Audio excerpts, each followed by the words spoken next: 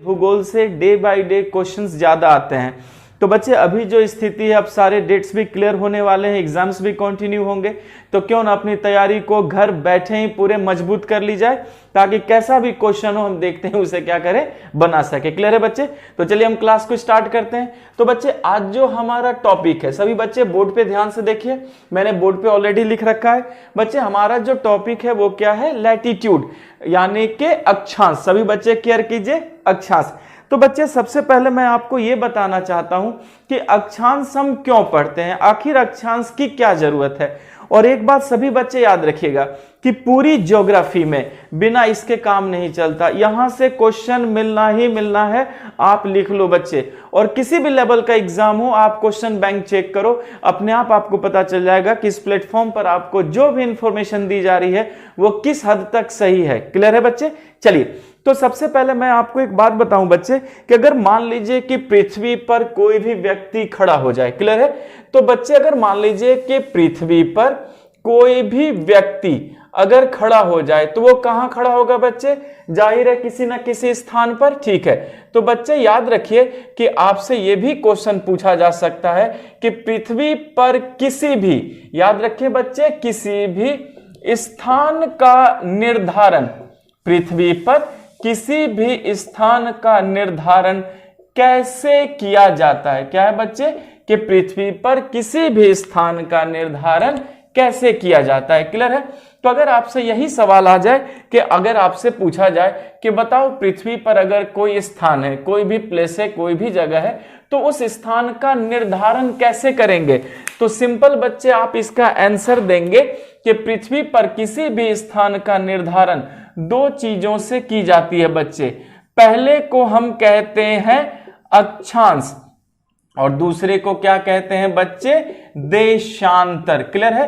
तो आप सभी बच्चे याद रखेंगे कि पृथ्वी पर किसी भी स्थान का निर्धारण अक्षांश और देशांतर से की जाती है। भूलेंगे नहीं बच्चे, अक्षांश और देशांतर से की जाती है। तो चलिए बच्चे, ये तो हमें समझ में आया कि पृथ्वी पर कोई भी स्थान है उसका निर्धारण हम किससे करेंगे? अक्षांश से करेंगे और देशांतर से। लेकिन बच्चे यहां पर मैं इस प्रश्न को थोड़ा स्पेशलाइज्ड करता हूं।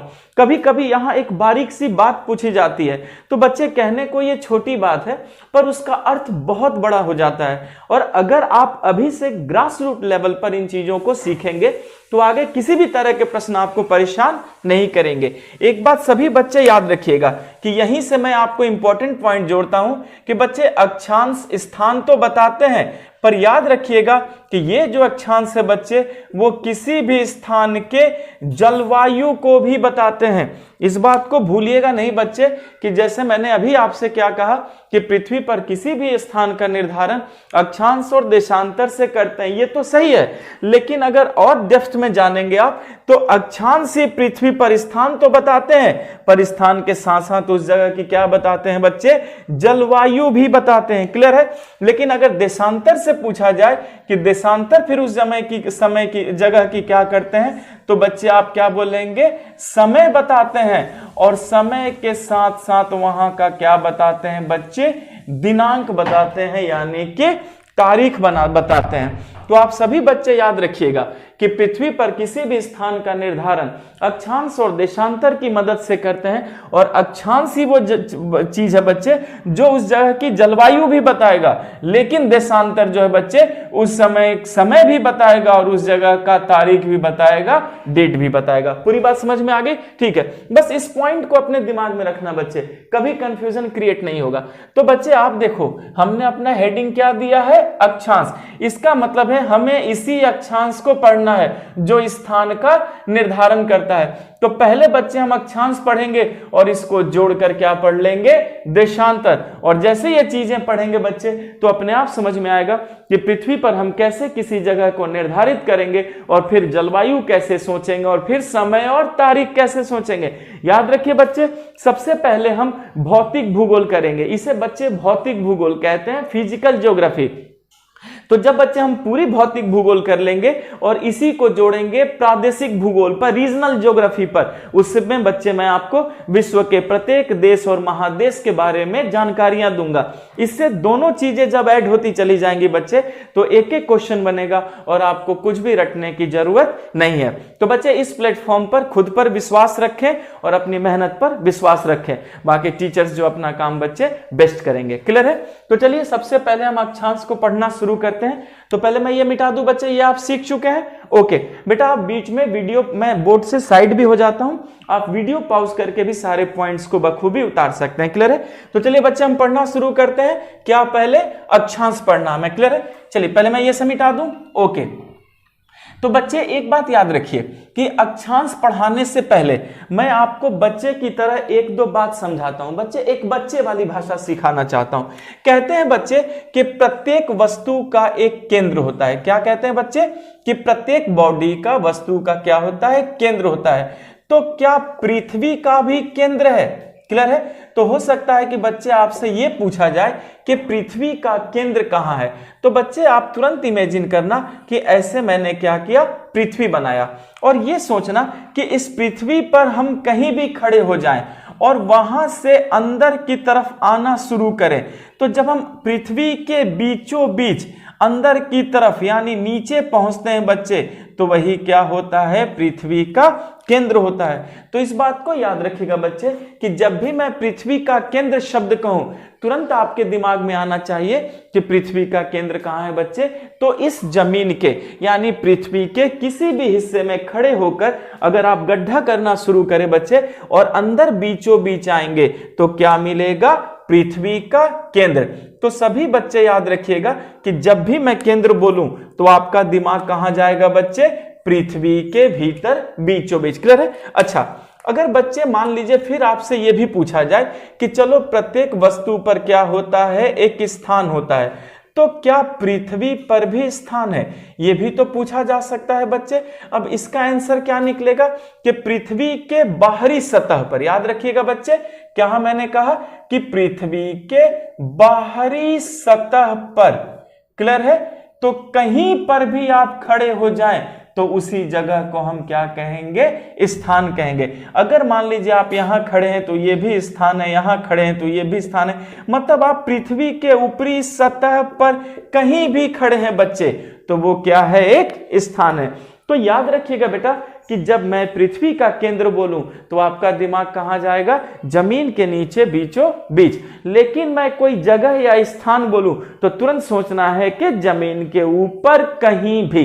क्लियर है? ओके, तो बच्चे चलिए पहले मैंने आपको कुछ आसान सी बातें सिखाई हैं ताकि जब मैं अक्षांश सिखाना शुरू करूंगा तो चाहे आप आईएएस के एग्जाम में बैठो या क्लर्क के एग्जाम में बैठो, एक एक क्वेश्चन आप देखते ही बनाओगे बच्चे। क्लियर है? चलिए पहले मैं इसको मिटा दूं। ओके नाउ, तो बच्चे सबसे पहले एक बात यहां सभी लोग केयर कीजिएगा कि मैंने बोर्ड पर क्या लिखा है बच्चे? अक्षांश लिखा है। क्लियर है? यहां देखिए, सभी लोग ध्यान से देखिए बच्चे, मैंने बोर्ड पर लिखा है अक्षांश। क्या लिखा है? अक्षांश।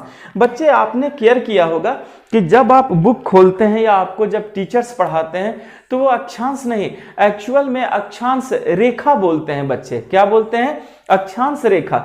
लेकिन आप मेरे क्लास को ध्यान से देखो, मैंने सिर्फ अक्षांश कहा है, क्या मैंने रेखा कहा है? नहीं बच्चे, जब मुझे अक्षांश ही समझ में नहीं आता तो मैं अक्षांश रेखा कैसे समझ लूंगा? हम गलती क्या करते हैं कि अक्षांश रेखा पढ़कर चले जाते हैं। और बच्चे आपसे अभी हाल ही में आप क्वेश्चन बैंक देखना, आपसे एसएससी के एग्जाम में ये क्वेश्चन पूछा है, अक्षांश किसे कहते हैं? उन्होंने तो पूछा ही नहीं कि अक्षांश रेखा क्या है। तो एक बात सभी बच्चे याद रखिएगा कि पहले हम अक्षांश सीखेंगे और उसके बाद क्या सीखेंगे? अक्षांश रेखा। और एकदम बच्चे की तरह एबीसीडी तक की तरह हम चीजों को सीखेंगे ताकि दिमाग में कॉन्सेप्ट क्या है बच्चे वो एक आकार ले ले, ताकि आप रिवीजन करें या ना करें खुद को इतना कंफर्टेबल फील करें कि आप देखते ही आंसर बना ले। क्लियर है बच्चे? ठीक है, तो चलिए सबसे पहले मैं क्या करता हूं कि आपको अक्षांश की परिभाषा बताऊंगा। और बच्चे याद रखिएगा कि अक्षांश की परिभाषा से ही आपके ढेर सारे क्वेश्चन बनने शुरू होंगे। क्लियर है? तो बच्चे चलिए पहले अक्षांश की परिभाषा देखिए बच्चे, मैं जो लिख रहा हूं समझते चलिएगा। ठीक है? देखिए बच्चे, पृथ्वी के केंद्र से, क्या कहा बच्चे मैंने? पृथ्वी के केंद्र से। और केंद्र शब्द अंडरलाइन किया बच्चे। जैसे मैंने केंद्र कहा आपका दिमाग कहां गया? तो तुरंत याद रखेंगे जमीन के नीचे बीचों बीच, एकदम बच्चे की तरह सोचो। क्लियर है? ओके। तो बच्चे याद रखिएगा कि पृथ्वी के केंद्र से किसी स्थान की, पृथ्वी के केंद्र से किसी स्थान की, किसकी बच्चे? किसी स्थान की। और स्थान बोलते ही बेटा दिमाग कहां आया? जमीन के ऊपर कहीं भी। क्लियर है? तो फिर से याद रखिए, पृथ्वी के केंद्र से किसी स्थान की। क्लियर है बच्चे? फिर देखिए, पृथ्वी के केंद्र से किसी स्थान की यदि, क्लियर है बच्चे? पृथ्वी के केंद्र से किसी स्थान की, क्लियर है? यदि वह स्थान उत्तर में हो, उत्तर में हो या दक्षिण में। क्लियर है? सभी बच्चे केयर कीजिएगा कि पृथ्वी के केंद्र से किसी भी स्थान की, क्लियर है बच्चे? किसी भी स्थान की यदि वह स्थान कहां हो बच्चे? यदि वह स्थान उत्तर में हो या दक्षिण में। क्लियर है बच्चे? उत्तर में हो या दक्षिण में की कोणीय दूरी, की कोणीय दूरी को अक्षांश कहते हैं, की कोणीय दूरी को अक्षांश कहते हैं। क्लियर है बच्चे? ना, बस बेटा आपको यह याद रखना है, अगर कोई भी पूछे कि अक्षांश क्या है तो बच्चे आप सीधे कहेंगे कोणीय दूरी है। एक शब्द में याद हुआ बच्चे? अगर आपसे पूछा जाए कि अक्षांश क्या है तो आप क्या बोलेंगे बच्चे? कि अक्षांश क्या है? आप कहेंगे कोणीय दूरी। क्लियर है? तो हमने देखा बच्चे कि अक्षांश क्या है? अक्षांश कोणीय दूरी है। फिर पूछेगा बच्चे किसकी? तो आप बोलना किसी स्थान की। क्लियर है बच्चे? तो देखो कैसे इसको मैंने सीखा। अगर आपसे पहले पूछा जाए अक्षांश क्या है तो आप बोलना, देखो बच्चे पहले उंगली पर कहना कोणीय दूरी है। क्या है बच्चे? कोणीय दूरी। यही क्वेश्चन पूछा था। तो अक्षांश क्या है? कोणीय दूरी। फिर पूछा जाएगा कहां से? आप बोलना पृथ्वी के केंद्र से। दूसरी उंगली पर क्या कहा बच्चे मैंने? केंद्र से। तो अक्षांश क्या है? कोणीय दूरी। कहां से? केंद्र से। और केंद्र बोलते हैं दिमाग कहां गया बच्चे हमारा? जमीन के नीचे बीचों बीच। क्लियर है? तो अक्षांश क्या है बच्चे? कोणीय दूरी। कहां से? पृथ्वी के केंद्र से। फिर पूछेगा किसकी?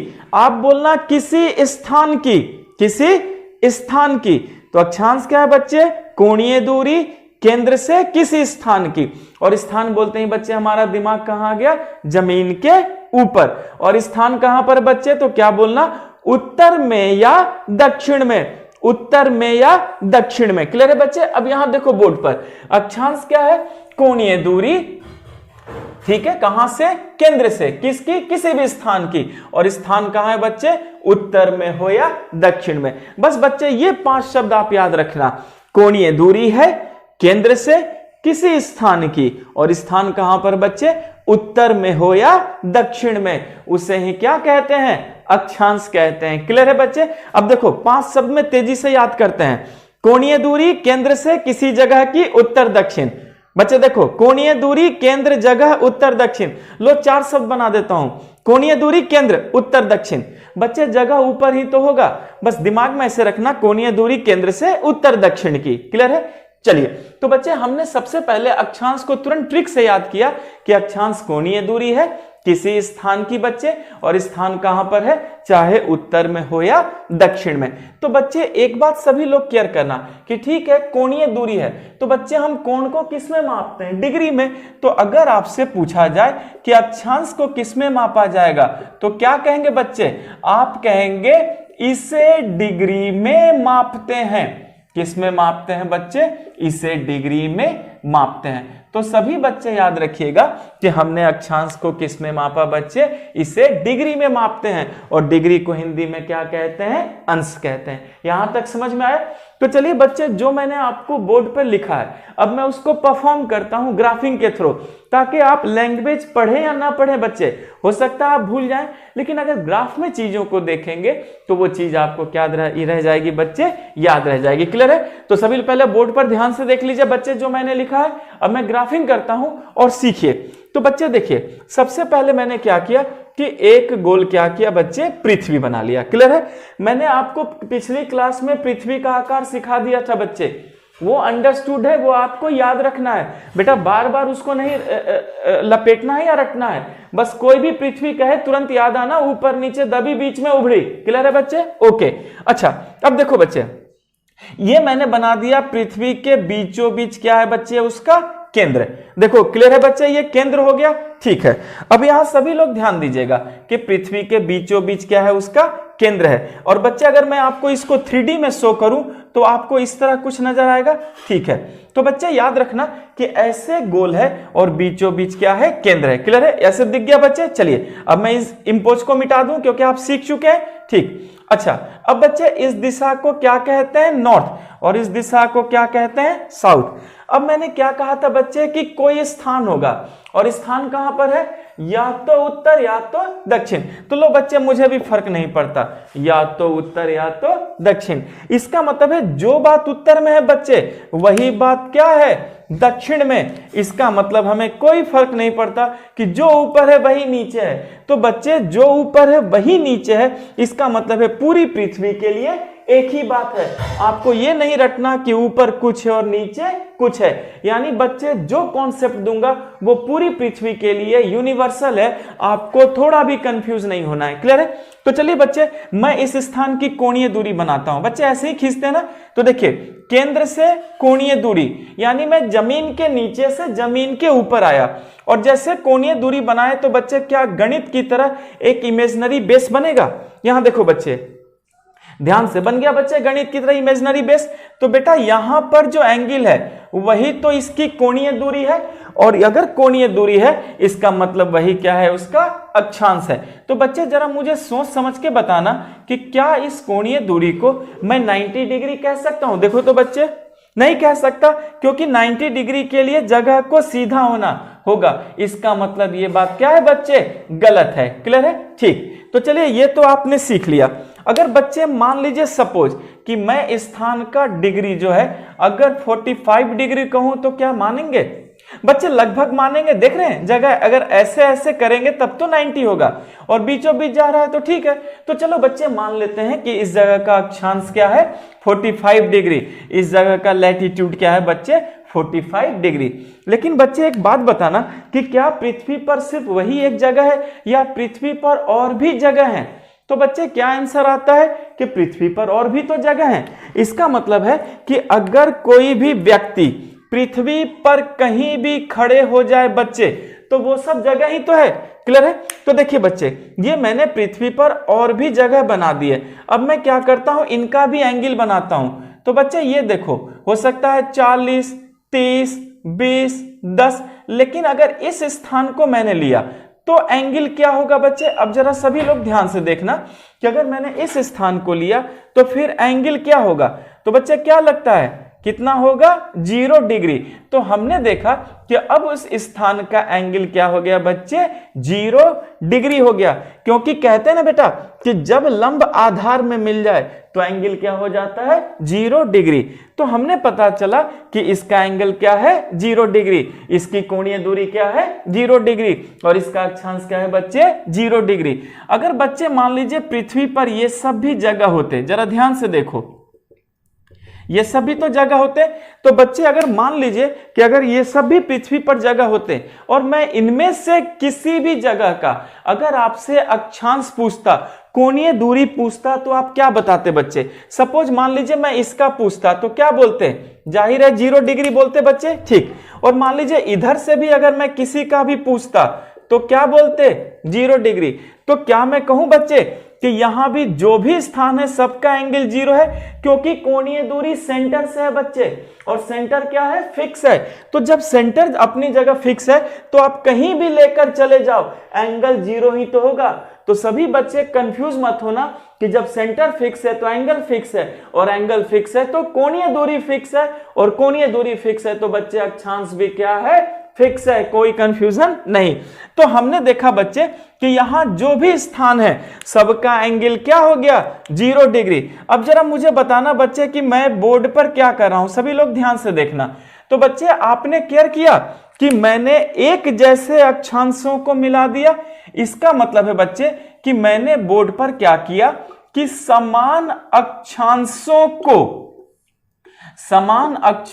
को क्या किया बच्चे, मिलाया। देख रहे हैं बच्चे, तो समान अक्षांशों को मिलाया, और मिलाने के बाद मिलाया तो क्या खींचा बच्चे, एक रेखा खींचा। यहां सभी लोग ध्यान से देखिएगा कि मैंने सम जैसे अक्षांशों को मिलाया तो मिलाकर क्या खींच दिया, एक रेखा खींचा बच्चे। क्या खींचा, रेखा खींचा। तो क्या मैं ये कहूं बच्चे कि समान अक्षांशों को मिलाने वाली रेखा अक्षांश रेखा कहलाती है। क्या कहलाती है बच्चे, अक्षांश रेखा।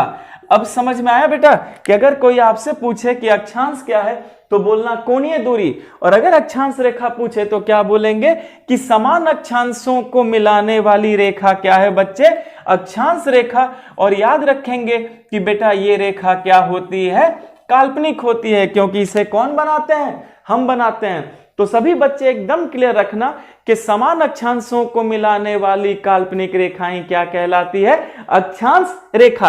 अब सभी बच्चे ध्यान से देखना कि रेखा मैंने जमीन के नीचे खींचा है या ऊपर। तो मैंने कहा था ना बच्चे कि समान अक्षांशों को मिलाना है, और अक्षांश किसका है बच्चे, स्थान का। इसका मतलब है कि अक्षांश रेखा जो है वो किस पर खींची गई है बच्चे, सतह पर खींची गई है, सतह के नीचे नहीं। और सतह पर खींची गई है बच्चे तो ये क्या करती है, आराम से जलवायु का भी निर्धारण कर सकती है। पूरी बात समझ में आ गई बच्चे यहां पर, ठीक है। चलिए मैं इसको मिटाता हूं और आगे बढ़ता हूं।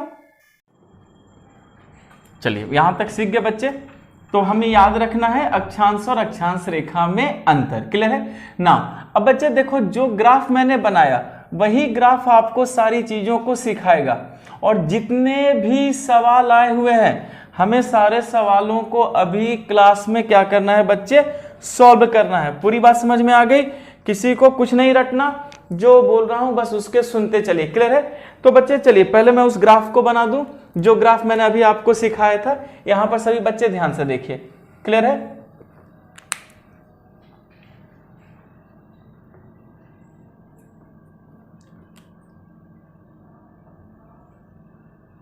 ओके, अब ये बीचों बीच क्या था बच्चे हमारा, 0 डिग्री। क्या था बच्चे ये बीचों बीच, 0 डिग्री लैटिट्यूड। याद रखिएगा बच्चे मैंने शॉर्ट में लिखा है, ये जो शॉर्ट में एल लिखा जाता है इसका मतलब क्या होता है बच्चे, 0 डिग्री लैटिट्यूड, क्लियर है। तो सभी बच्चे बोर्ड पर ध्यान से देखिए कि हमें 0 डिग्री लैटिट्यूड मिल चुका है। क्यों, क्योंकि बच्चे यहां जितने भी अक्षांश थे सबका क्या नाम था, सबका एंगल क्या था, 0 डिग्री, ठीक है। अब यहां देखिए बच्चे मैंने बोर्ड पे क्या लिखा, 0 डिग्री लगाकर क्या लगा दिया, लैटिट्यूड यानी वो रेखा, और एरो दिया। बच्चे जरा एक बात क्लियर कीजिए कि क्या मैं पृथ्वी को भू कह सकता हूं, कह दिया बच्चे मैंने, ठीक। अच्छा ये बताइए ये पृथ्वी का कौन सा भाग है, तो क्या बोलेंगे बच्चे आप, मध्य। तो इसके सामने क्या लिख दिया मैंने बच्चे, मध्य, और खींचा क्या है मैंने, रेखा। तो फिर मैंने इसके आगे क्या लिख दिया, भूमध्य रेखा। तो पता चला बच्चे कि 0 डिग्री का क्या नाम है, तो सभी बच्चे याद रखेंगे कि 0 डिग्री का नाम है भूमध्य रेखा, क्लियर है बच्चे। अच्छा इसका एक और नाम है बच्चे, और वो नाम है विषुवत रेखा, और दूसरा नाम क्या है बच्चे, विषुवत रेखा। तो सभी बच्चे याद रखिएगा कि 0 डिग्री का ही नाम है भूमध्य रेखा या विषुवत रेखा, और बच्चे हम इसे इंग्लिश में कहते हैं इक्वेटर। तो थोड़ा इंग्लिश का टर्म बस आपको जानकारी रखना है। तो सभी बच्चे बोर्ड पे ध्यान से देखेंगे कि 0 डिग्री का क्या नाम है बच्चे, तो 0 डिग्री का नाम ही है भूमध्य रेखा या विषुवत रेखा या इक्वेटर, क्लियर है ना। अब बच्चे जो मैं बोलूं हाँ या ना में बोलना। आप जरा देखो, क्या मैं कहूं कि ये रेखा ठीक पृथ्वी के बीचों बीच है तभी तो 0 है। तो बच्चे जब ये पृथ्वी के बीचों बीच है तो क्या मैं कहूं कि भूमध्य रेखा पृथ्वी को 2 बराबर भागों में बांटता है, एकदम सही। देखते चलो बेटा, ये पृथ्वी को क्या करता है बच्चे, तो याद रखिएगा कि यह पृथ्वी को दो बराबर भागों में बांटता है। इस बात को सभी बच्चे याद रखिएगा कि भूमध्य रेखा या विषुवत रेखा एकमात्र ऐसी रेखा है बच्चे, एकमात्र जो पृथ्वी को क्या करती है, दो बराबर भागों में बांटती है बच्चे। इसीलिए भूमध्य रेखा को ही क्या कहते हैं बच्चे, प्रधान अक्षांश रेखा। इस बात को सभी बच्चे याद रखिएगा कि भूमध्य रेखा क्या करती है कि पृथ्वी को दो बराबर भागों में बांटती है। तो जो दो बराबर भागों में बांटती है, इस नेचर के कारण बच्चे इस 0 डिग्री को ही क्या कहा गया है बच्चे, तो आप क्या कहेंगे कि इस 0 डिग्री को कहा गया है प्रधान अक्षांश रेखा। क्लियर है बच्चे? तो याद रखना है कि जो भूमध्य रेखा है वो पृथ्वी को दो बराबर भागों में बांटती है और यही क्या है, प्रधान अक्षांश रेखा। अब जरा देखो बच्चे, इसके इधर मैंने कौन सी दिशा बताई थी, नॉर्थ, और इसके नीचे बच्चे साउथ। तो क्या मैं कहूं बच्चे कि सभी लोग ध्यान से देखना कि भूमध्य रेखा के अगर मैं ऊपर देखूं तो कौन सा गोलार्ध है, तो जब हमने ऊपर देखा बच्चे तो हमें कौन सा गोलार्ध मिला, उत्तरी गोलार्ध। और जब मैंने भूमध्य रेखा के नीचे देखा बच्चे, ठीक है, तो नीचे फिर मुझे क्या मिला, तो आप क्या कहेंगे बच्चे, दक्षिणी गोलार्ध। तो सभी लोग इस बात को याद रखिएगा बच्चे कि भूमध्य रेखा के ऊपर क्या है, तो उत्तरी गोलार्ध, और भूमध्य रेखा के नीचे क्या है बच्चे, दक्षिणी गोलार्ध। इसका मतलब है कि ये बात क्लियर हो गई कि जो भूमध्य रेखा है यही पृथ्वी को बच्चे दो गोलार्धों में बांटता है। ऊपरी भाग को हम उत्तरी गोलार्ध कहते हैं और निचली भाग को क्या कहते हैं बच्चे, दक्षिणी गोलार्ध कहते हैं। यहां तक समझ में आया? ओके। अच्छा बच्चे, अगर आपसे ये पूछा जाए कि बताओ भूमध्य रेखा किस दिशा में है, उत्तर में है या दक्षिण में है, तो क्या बोलेंगे आप? तो सभी बच्चे ध्यान से देखिए, ये तो उत्तर दक्षिण के बीच में है, तो पता कैसे चलेगा ये उत्तर में है या दक्षिण में है, क्योंकि ये तो बीचों बीच है। तो बच्चे अगर ये बीचों बीच है, इसका मतलब है ना तो ये उत्तर में और ना तो ये दक्षिण में है। तो सभी बच्चे याद रखिएगा कि भूमध्य रेखा ना तो उत्तर में और ना तो दक्षिण में है। इसका मतलब है बच्चे भूमध्य रेखा ना तो उत्तर में और ना तो दक्षिण में है। तो याद रखिएगा बच्चे कि यह उत्तर एवं दक्षिण की सीमा बनाता है। यह उत्तर एवं दक्षिण की क्या बनाता है बच्चे, सीमा बनाता है। तो अगर आपसे यह पूछा जाए कि बताओ उत्तर और दक्षिण की दिशा सीमा कौन बनाता है, तो आप क्या कहेंगे बच्चे कि वो भूमध्य रेखा बनाता है, क्योंकि भूमध्य रेखा खुद किसी दिशा में नहीं है। यहां तक पूरी बात समझ में आ गई बच्चे? चलिए, ये तो हमने सीख लिया कि यह पृथ्वी को दो बराबर भागों में बांटती है, इसे ही प्रधान अक्षांश रेखा कहते हैं। इसके ऊपर उत्तरी गोलार्ध है, इसके नीचे दक्षिणी गोलार्ध है। ना तो ये उत्तर में है ना तो ये दक्षिण में है, लेकिन ये उत्तर दक्षिण की क्या बनाता है बच्चे, सीमा बनाता है। यहां तक समझ में आया? अच्छा बच्चे, एक काम करते हैं कि जैसा मैंने अभी आपको बताया था कि इसके ऊपर भी स्थान है और इसके नीचे भी स्थान है, तो क्या बच्चे मैं ये कहूं कि वो जो मैं 45, 30, 35 बता रहा था आपको बच्चे, उसके भी अक्षांश रेखाएं बनेंगी? लीजिए मैंने बना दिया बच्चे। तो अगर जो बात ऊपर में होगी बच्चे, वही बात क्या होगी, नीचे भी होगी। आपको यही कॉन्सेप्ट तो दिया। अब सभी बच्चे जरा ध्यान से समझिए कि मैंने पृथ्वी पर अक्षांश रेखाएं बनाई हैं ऊपर से लेकर नीचे तक। और बच्चे अगर मैं आपसे पूछूं कि जरा मुझे ये बताना कि कौन सी अक्षांश रेखा आपको इसमें सबसे बड़ी या सबसे लंबी नजर आ रही है, तो क्या कहेंगे बच्चे? तो ध्यान से देखिए, भूमध्य रेखा, क्योंकि कहा था ना बच्चे पृथ्वी बीच में उभरी हुई है, उभरेगी तो रेखा की लंबाई अपने आप बढ़ जाएगी। तो सभी बच्चे याद रखेंगे कि जो भूमध्य रेखा है वही क्या है बच्चे, सबसे लंबी अक्षांश रेखा है। क्लियर हो गया बच्चे? तो याद रखिएगा कि जो भूमध्य रेखा है वही क्या है बच्चे, सबसे लंबी अक्षांश रेखा है। आपको थोड़ा भी कंफ्यूज नहीं होना है, क्योंकि मैंने कहा था कि पृथ्वी मध्य में उभरी हुई है। अगर उभरेगी तो दूरी बढ़ जाएगी, और अगर दूरी बढ़ेगी बच्चे तो रेखा की लंबाई अपने आप क्या हो जाएगी, बढ़ जाएगी। तो सभी बच्चे याद रखेंगे कि जो हमारा अक्षांश रेखा निकला भूमध्य रेखा, ये भूमध्य रेखा ही क्या है बच्चे, सबसे लंबी अक्षांश रेखा है। ये उत्तर दक्षिण की सीमा है, इसके ऊपर उत्तरी गोलार्ध, इसके नीचे दक्षिणी गोलार्ध, और ये पृथ्वी को क्या कर रहा है बच्चे, 2 बराबर भागों में बांट रहा है। पूरी बात समझ में आ गई बच्चे? किसी तरह से भी अगर प्रश्न आएगा, एक आसान से कॉन्सेप्ट से आप उस प्रश्न को तुरंत क्या कर लेंगे, डील कर लेंगे। यहां तक तो पूरी बात समझ में आ गई। तो चलिए बच्चे, हमने यहां पर अक्षांश रेखाओं की इतनी खूबी सीख ली। क्लियर है? अच्छा, तो बच्चे सबसे लंबी अक्षांश रेखा आपको कौन मिली इसमें, तो क्या कहेंगे, 0 डिग्री। लेकिन बच्चे मेरे दिमाग में एक अचानक कंफ्यूजन आया। कंफ्यूजन ये आया बच्चे कि एक जगह प्रश्न पूछा था कि बताइए कि अक्षांश रेखाएं जो हैं वो रेखा हैं या नहीं है। बच्चे क्या प्रश्न है कि अक्षांश रेखाएं रेखा है या नहीं है। तो बच्चे अगर मैं बोर्ड पर ध्यान से देखता हूं तो मुझे तो सब रेखा ही नजर आती है। तो बच्चे देखो, सामने से तो सब रेखा ही नजर आ रही है, तो फिर कमीशन ने यह प्रश्न क्यों पूछा।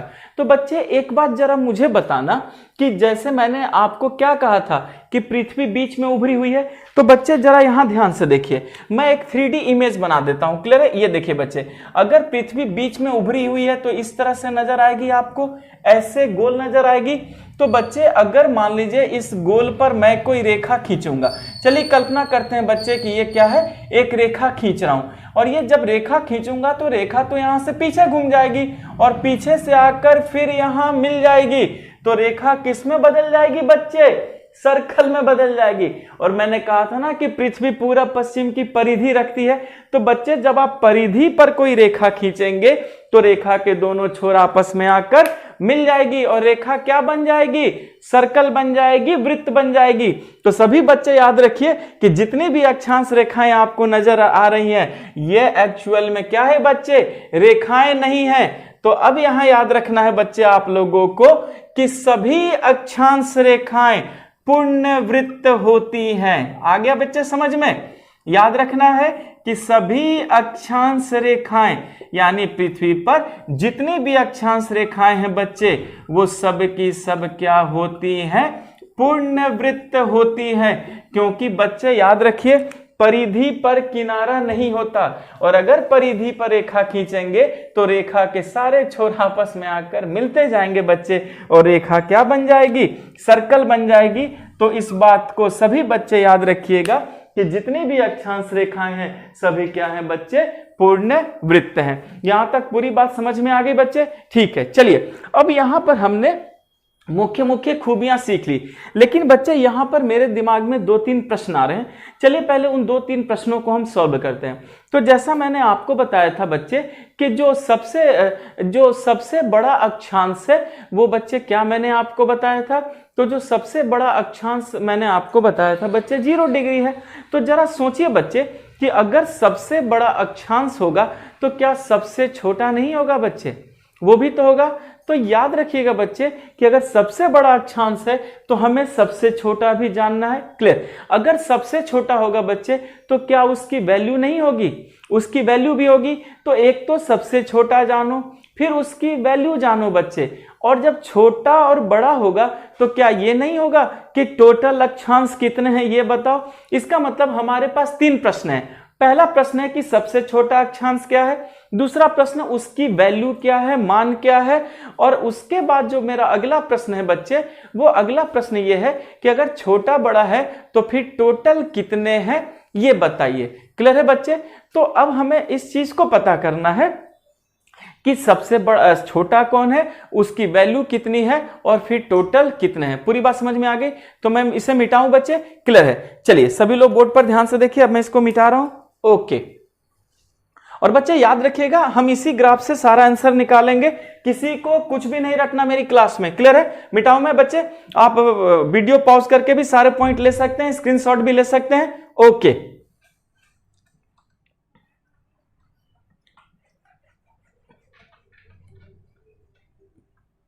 तो यहां बच्चे मैंने भूमध्य रेखा की सारी खूबियां बताई। चलिए बच्चे अब इसी ग्राफ से हम दूसरे भी क्वेश्चन का आंसर निकालना शुरू करते हैं। चलिए पहले मैं इसको मिटा देता हूं ताकि आपको मैं बखूबी सिखा सकूं। और याद रखिएगा बच्चे कि ये आंसर निकालना इतना इजी है जितना कि बस चीजों को समझना है, और आप में से कोई भी बच्चा मुझे 1 सेकंड के अंदर वो सारे आंसर दे सकता है। कैसे? यहां सभी बच्चे ध्यान से देखिए बेटा। जैसे मान लीजिए कि मैंने बोर्ड पर क्या किया कि फिर से गोल पृथ्वी बना दिया। क्लियर है? ओके। अब बच्चे आपको बीचों बीच मिल गया 0 डिग्री। ठीक, ये देखिए 0 डिग्री लैटिट्यूड जो बीचों बीच है। तो बच्चे ये आपने इमेजिन में रखो कि ये 0 डिग्री है, और बच्चे मैं यहां पे खड़ा हूं। ठीक है, मैंने अपना नाम लिखा। अब बच्चे मैं क्या कर रहा हूं कि पृथ्वी पर चक्कर लगा रहा हूं। क्लियर है? बच्चे चक्कर लगाने से पहले मैं एक सवाल पूछूंगा। जनरली बच्चे मैं चक्कर नहीं लगाता, फिर भी मैं आपसे एक सवाल पूछता हूं। मुझे ये बताइए बच्चे कि गोल बॉडी का चक्कर, आपने गणित में पढ़ा होगा कि गोल बॉडी का चक्कर कितने डिग्री होता है, तो क्या बोलेंगे बच्चे? 360 डिग्री। यानी अगर कोई बॉडी ऐसे गोल घूम रही है बच्चे तो उसका चक्कर कितना होगा? 360 डिग्री ही तो होगा। बस इसी कॉन्सेप्ट को यहां अप्लाई कीजिए बच्चे, बहुत इजी है। यहां देखिए बेटा, मान लीजिए कि मैं इस 0 से पृथ्वी पर चलना शुरू करता हूं। क्लियर है? ये देखिए, तो बच्चे मैं सबसे पहले यहां से गया और पीछे उतर गया। ये देखो बेटा, पीछे उतर गया और फिर दोबारा आगे चढ़कर यहां आ गया। आप कितने डिग्री कहेंगे बच्चे? तो आप कहेंगे 360 डिग्री। कोई दिक्कत नहीं। अच्छा बच्चे ध्यान से देखो, अब मैं दोबारा चक्कर लगा रहा हूं दूसरी बार। देखो बच्चे, यहां गया और ठीक इसके पीछे आकर यहीं रुक गया। अब क्या कहेंगे बच्चे आप? आधा चला तो 180 डिग्री कहेंगे। ओके। अच्छा तीसरी बार देखिए बच्चे, मैं तीसरी बार चक्कर लगा रहा हूं और यहीं रुक गया, तो कितना कहेंगे बच्चे? जाहिर है क्या कहेंगे? 90 डिग्री। तो मैं उत्तरी गोलार्ध में कितना चला बच्चे? 90 डिग्री। कोई दिक्कत नहीं। ओके। अच्छा बेटा, अगर मान लीजिए यही काम मैं नीचे करता, कहा था ना जो ऊपर है वही नीचे, अगर नीचे चलता तो भी कितना चलता बच्चे? मैं 90 डिग्री। अच्छा बच्चे एक बात बताना कि जो लैटिट्यूड मैंने खींचा था वो सब तो पूर्ण वृत्त थी, यानी जो गिनती आगे से होगी वही गिनती क्या होगी बच्चे? पीछे से होगी, क्योंकि टोटल क्या है? सर्कल है। तो जो आगे से गिनोगे वही पीछे से, जो दाएं से वही बाएं से, यानी एक तरफ की गिनती बता देगी कि टोटल अक्षांश कितने हैं। क्लियर है? अच्छा अब सभी बच्चे ध्यान से देखना। तो बच्चे क्या मैं इसको उत्तरी गोलार्ध कहूं? ठीक। और ये क्या था बच्चे? दक्षिणी गोलार्ध। अब जो मैं आपसे पूछ रहा हूं मुझे सोच समझ के बताना कि बच्चे मैं उत्तरी गोलार्ध में कितने डिग्री चला, तो आप क्या कहेंगे? 90 डिग्री। ये देखो बच्चे, मैं शॉर्ट में लिख भी दे रहा हूं नीचे कि उत्तरी गोलार्ध में कितना चला? 90 डिग्री। अच्छा बच्चे, अगर यही पूछूं कि मैं दक्षिणी गोलार्ध में कितना चला, तो भी आप क्या कहेंगे बच्चे? 90 डिग्री। क्लियर है? तो बच्चे मुझे ये बताना कि अक्षांश को किस में मापते हैं। तो मैंने क्या सिखाया था? क्या बोलेंगे आप? डिग्री में। तो जब बच्चे मैं अपने अक्षांश को डिग्री में मापते हैं तो क्या मैं कहूं कि डिग्री ही अक्षांश है? ओके। और अक्षांश ही क्या है बच्चे? डिग्री है। क्लियर है? यानी डिग्री ही अक्षांश और अक्षांश ही डिग्री है। तो उत्तरी गोलार्ध में कितने डिग्री बच्चे? 90 डिग्री। तो कितने अक्षांश? 90 डिग्री। Very good. दक्षिण गोलार्ध में कितने डिग्री? 90 डिग्री। तो कितने अक्षांश? 90 डिग्री। Very good. और जब बच्चे मैंने इन दोनों को जोड़ा तो कितना निकला? 180 डिग्री। तो बच्चे टोटल कितने अक्षांश? 180 डिग्री। पर ध्यान से बोर्ड पे देखो बच्चे, अगर कोई 0 से ऊपर जाता तो ऐसे ही तो जाता बच्चे, 1 डिग्री 2 डिग्री 3 डिग्री 4 डिग्री, और करते करते कहां आ जाता? 90 डिग्री। देखो बेटा, 1 डिग्री 2 डिग्री 3 डिग्री 4 डिग्री, और करते करते क्या आता? 90 डिग्री। तो 1 से 90 90, 1 से 90 90, मैंने यहां लिख दिया। तो जोड़ा तो 180, पर ये 0 कहां गया? यह 0 भी तो है बच्चे, यही तो प्रधान अक्षांश था। और जैसे मैंने 0 डिग्री ऐड किया तो तुरंत क्या निकल गया बच्चे? 181 डिग्री। तो बताइए टोटल अक्षांश कितने निकल गए? तो क्या कहिएगा बच्चे? 181। तो टोटल अक्षांश कितने हुए बच्चे? 181। अब अगर मैं आपसे पूछूं कि बताओ इसमें सबसे छोटा कौन है, तो क्या बोलिएगा बच्चे? 90 डिग्री। देख रहे हैं ना, ये 1 या 2? 2 बच्चे, यानी 90 डिग्री नॉर्थ में भी और 90 डिग्री बच्चे कहां पर? साउथ में भी। क्लियर हो गया? तो सबसे छोटा कितने हो गए? 2 हो गए बच्चे, एक 90 डिग्री नॉर्थ का और दूसरा 90 डिग्री साउथ का। और अगर यहीं पर तुरंत मैं ये लिख दूं तो फिर सबसे बड़ा कौन हो गया? तो फिर क्या बोलेंगे? 0 डिग्री लैटिट्यूड। और टोटल अक्षांश कितने हो गए बच्चे? 181। पूरी बात समझ में आई? तो किसी तरीके का कोई भी सवाल होगा बच्चे, जैसे ये मैंने तरीका आपको सिखाया है, तुरंत आंसर जज करके आप आंसर निकाल लेंगे। उत्तरी गोलार्ध में 90, दक्षिणी गोलार्ध में 90, जोड़ा तो 180, और बीचों बीच का जैसे 0 डिग्री जुड़ा 181, तो सबसे छोटा 90 डिग्री, एक ऊपर और एक नीचे, और सबसे बड़ा पृथ्वी के बीचों बीच। यहां तक पूरी बात क्लियर है? ओके। तो चलिए बच्चे, ये तो हमने सीखा। अब एक काम करते हैं बच्चे कि अभी हाल ही में बच्चे 2016 में कमीशन में एक क्वेश्चन आया था बच्चे। क्वेश्चन ये था कि उन्होंने समानांतर शब्द दे दिया, पैरेलल शब्द, और उस पर क्वेश्चन सेट किया। चारों ऑप्शन में समानांतर समानांतर समानांतर समानांतर थे। बच्चे स्टूडेंट को बहुत परेशानी हुई कि वो क्या पूछना चाह रहे हैं। क्लियर है? तो सभी बच्चे जरा यहां ध्यान से देखिए सभी लोग। पहले बच्चे, अच्छा अगर मान लीजिए ये देखिए, ये पहले मैं मिटा दूं, ये आप सीख चुके हैं। ओके नाउ अब बेटा सभी लोग ध्यान से देखिए। क्लियर है? तो मैं उस समानांतर को समझाने से पहले आपको कुछ और समझाना चाहता हूं। तो बच्चे अब यहां क्लियर करो, क्या 1 डिग्री का अक्षांश बनेगा? देखो बेटा बनते जाएगा, क्योंकि सभी डिग्री का अक्षांश बनेगा। उसी तरह बच्चे 2 का भी बनेगा, 3 का भी बनेगा, 4 का भी बनेगा, 5 का भी बनेगा, और बनते बनते कहां तक जाएगा बच्चे? तो याद रखिएगा 90 तक। इसका मतलब है जो ऊपर है बच्चे वही बात क्या है? नीचे है। तो वो भी बनते बनते कहां तक आएगा? 90 तक। तो बच्चे जरा मुझे एक बात बताना कि बोर्ड पे ध्यान से देखिएगा और उसके बाद बताइएगा कि क्या अक्षांश रेखाओं की लंबाई फिक्स है या परिवर्तनशील है? तो क्या बोलिएगा बच्चे कि अक्षांश रेखाओं की जो लंबाई है वो क्या है बच्चे? परिवर्तनशील है। क्यों? क्योंकि 0 सबसे बड़ा है और 90 क्या है? सबसे छोटा। तो हमने पहला आंसर यहां पर ये निकाल दिया बच्चे। देखो कितना आराम से हमने निकाला कि अक्षांश रेखाओं की, बच्चे वो वृत्त ही है, मैं बोलचाल में रेखाओं बोल रहा हूं।